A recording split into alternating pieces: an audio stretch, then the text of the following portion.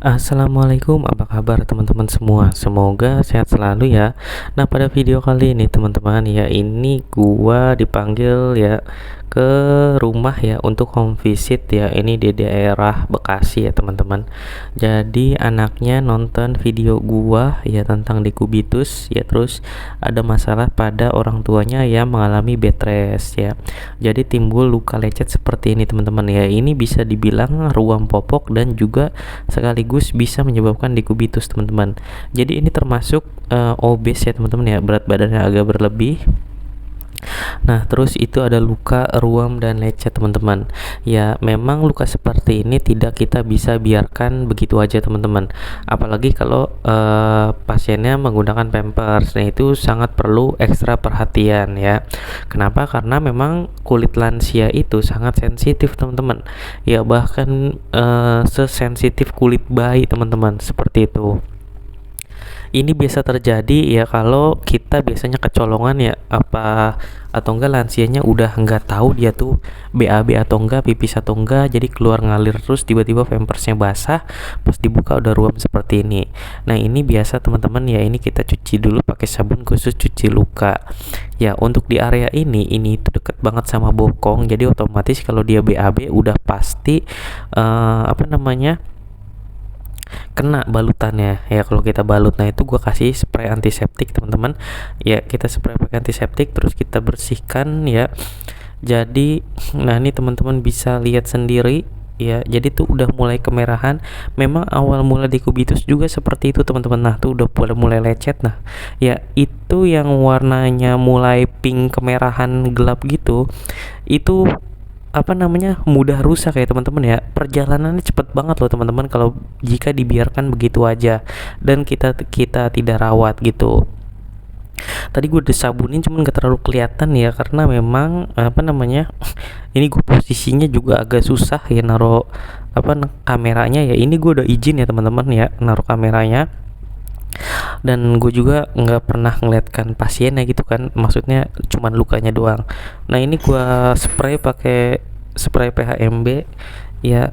Nah, kalau udah kayak gini ya teman-teman ya, langsung aja bersihkan. Pokoknya kalau kena pampers atau enggak kencing ya, itu pampers wajib langsung diganti teman-teman. Nah, tuh teman-teman bisa lihat ya, itu semuanya harus dibersihkan. Untuk luka seperti ini ya, karena memang udah pasti kena BAB dan kena ruam pampers ya, memang otomatis harus sehari sekali. Nah, cara melindungi lukanya sebenarnya ya mau nggak mau memang harus diganti setiap dia BAB udah pasti kena teman-teman. Tapi kalau memang dia hanya pipis, ini kita bisa lindungin menggunakan hidrokoloid ya. Cuman uh, agak sulit sih teman-teman ya, memang jadi memang perlu ekstra di sini ya. Ingat ya teman-teman ya, luka yang kecil itu kalau kita nggak segera perhatikan, itu akan cepet banget untuk menjadi luka yang besar. Salah satunya dekubitus ya. Warnanya kan agak pink gelap gitu ya teman-teman ya. Itu menandakan bahwa di lukanya tersebut tidak ada sirkulasi atau enggak sirkulasinya kurang baik teman-teman. Ya, ini tuh gampang banget terjadi dekubitus teman-teman. Apalagi kalau pasiennya memang tidak miring kiri, tidak miring kanan. Dan kebetulan memang pasien ini tuh kalau miring kiri dan miring kanan nggak betah lama-lama, jadi sukanya celentang. Nah, ini juga menjadi PR keluarga teman-teman. Kenapa? Karena memang banyak banget lansia kalau kita miringin itu dia nggak mau atau nggak ngerasa pusing ya teman-teman ya. Memang harus kita support banget ya teman-teman gitu, harus kita dukung. Kenapa? Karena kalau kita nggak miringin, nggak kita paksain ya, otomatis ya lukanya tambah besar gitu. Nah, kalau udah ya udah teman-teman, langsung teman-teman bisa kasih salep ya, bisa kasih salep yang ada kandungan zinc ya teman-teman ya. Nah, yang disalepin itu seluruh area lukanya teman-teman ya, bahkan yang belum luka atau enggak di daerah-daerah lipatan itu wajib banget teman-teman salepin ya. Jadi salepin yang tebel. Nah, tapi waktu gue salepin ternyata dia BAB teman-teman ya. Jadi BAB nya kita bersihin dulu ya teman-teman ya. Nah, nanti kalau udah kita bersihin, kita spray antiseptik lagi, baru kita salepin lagi semuanya. Nah, ini gue lagi bersihin dulu BAB nya teman-teman ya. Jadi memang agak repot kalau lukanya di sela-sela gini teman-teman. Kenapa? Karena memang pasti setiap BAB nanti balutannya pasti dia akan kena balutannya, kena lukanya. Makanya wajib banget langsung dicuci lagi pakai sabun cuci luka.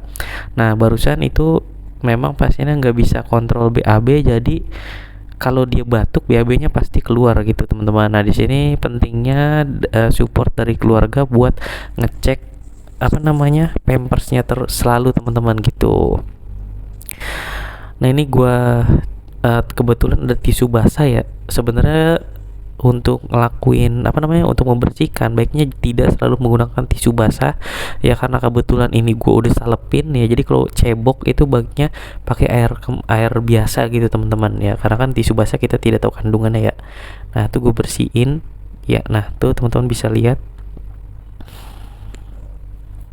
ini ruamnya lumayan cukup banyak ya teman-teman ya. Sebenarnya teman-teman bisa menggunakan kalau di bayi itu ada namanya salep sebamed ya.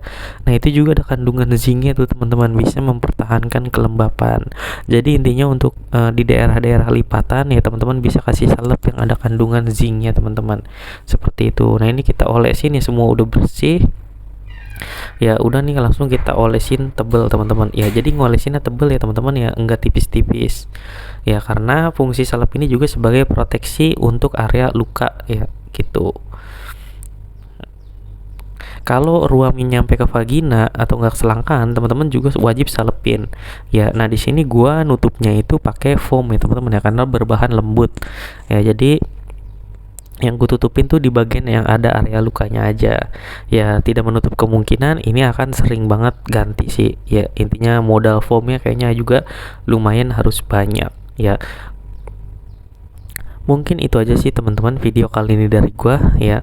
Buat yang butuh jasa perawatan luka untuk area Jabodetabek ya, boleh hubungin gue lewat WA di kolom komentar atau enggak di kolom deskripsi. Kalau nomor handphone yang belum gue taruhin, teman-teman silakan scroll ke video gue yang lama-lama yang paling bawah.